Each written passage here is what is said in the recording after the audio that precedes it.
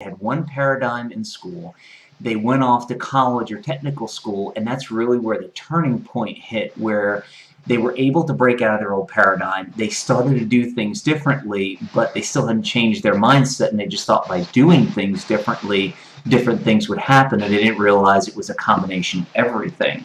Right. So it sounds to me anyway, that relationship you had at the end of your first year might have started, or might have been the turning point time in your life. Is that a fair statement?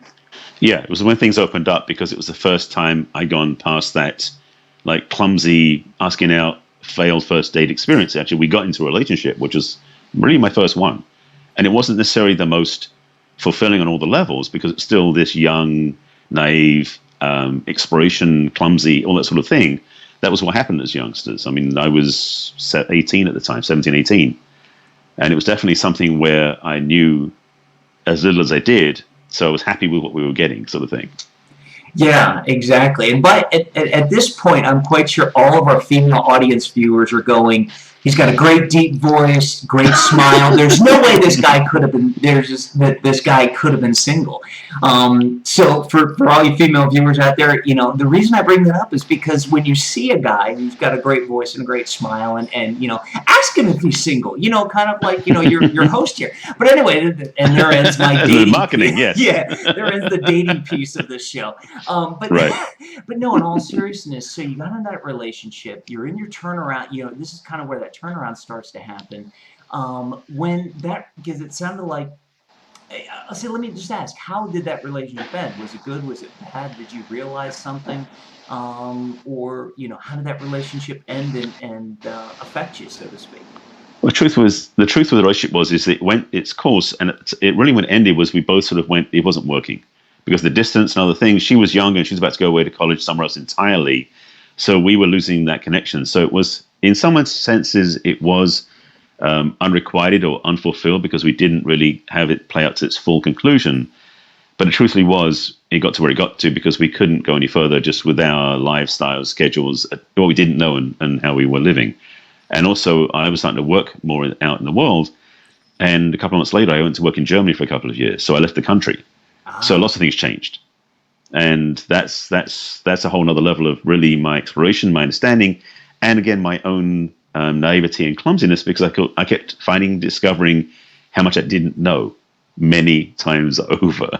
Yeah, exactly. It's so interesting that we're talking today about long distance in relationships, and it's kind of I've been through my own fair share, and it's always interesting to learn from them. I mean, I remember one, my first real long distance relationship. I ended it before it could go much further, because I wasn't willing to do it. And right. the saddest part is, she was a wonderful girl. At some point, maybe the audience will hear the whole story, because I actually saw her years later, and it's a very interesting story. So tune into a future episode, you might hear that story. And if you're the person I'm talking about, hey, get back in touch with me. But anyway, that's besides the point. But no, yeah. But I learned a lot from that. The point of that story is I learned a lot from that and treated the future long distance relationships, differently.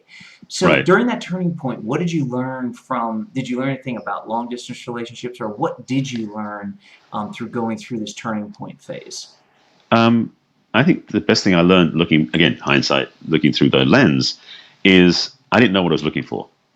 I was really drifting, and it was true for a lot of my life at that time, from possibility to possibility. I wasn't really having a criteria and clarity of what I really wanted. I was just going, she's cute. And that's the way it worked. I mean, I was really driven by simplistic mindset, because that's what I was raised with. Again, I didn't have education. In fact, nobody did, I think, at that time, of how to make intentional choices about relationships, about anything in life. We sort of fell into what was available. Yeah, exactly. Well, and it's interesting. So if you don't mind me asking a little bit more personal, did you grow up in a small town in England by chance, or was it one of the larger? Sort of, kind of. The town I grew up in where I was young was only a few 100,000 people in the town, but we were right next to London. So we had this big brother next to us, the big city. And I spent a lot of my time going into London a lot too. So I wasn't in a very isolated village or anything like that. So it's still a fairly big town. Yeah, and part of the reason I asked was just the way you talked about what was presented with us, because I knew I grew up in a very small town in eastern Pennsylvania. And, it's like you go and, it's funny when I look back, a lot of people who grew up in that town who I went to school with are married to people they went to school with because Yes. they never, it's kind of, that was the time. I mean, you Hmm. grew up in a town, if anything, you moved from one small town to the next neighboring small town.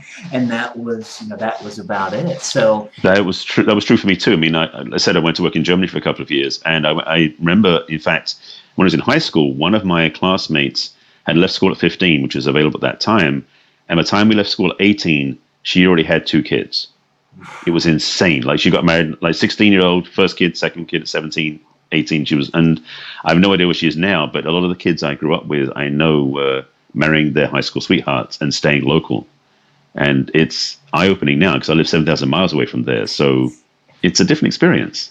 the funniest part when they do a movie in 20 or 30 years about the 80s and the 90s, and they talk about marrying your high school sweetheart, kids are going to have absolutely no clue what they're talking about. They're going to be like, they didn't marry their best Facebook buddy? And it's like, Whole different, yeah, yeah, whole different thing now. Yeah. exactly. So what else, not necessarily looking through the lens, but at the time when you were going through Mm. that low point and that turning point, what can you remember anything you might have realized at that point that led you to start to go in a different direction? Was there any big thing that came to you, and was it one thing, or was it just a progress of things? I had, by the time I got, let me put in context. In my early mid 20s, I moved out to the United States, and I lived in Germany, lived in Belgium, lived in England. So I had some country experience.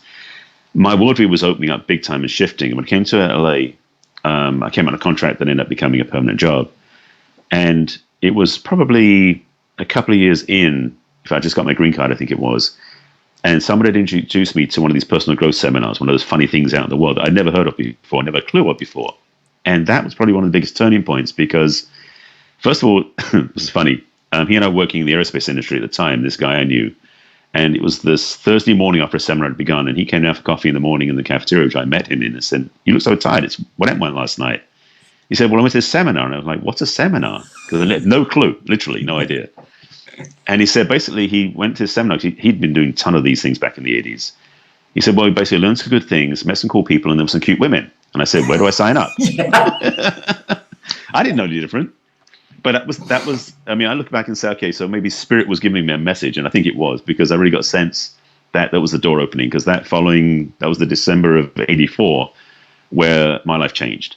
Because what happened was I went to my first personal growth seminar, but truth was, it was a chance to look at my own life and see myself through a whole different lens, and it shifted my perception. And that was the beginning of my passionate journey of understanding humanity and how we are and who we are. So that was the biggest wake-up call. And it wasn't about the relationships out there, it's more the relationship in here, because that opened up everything for me.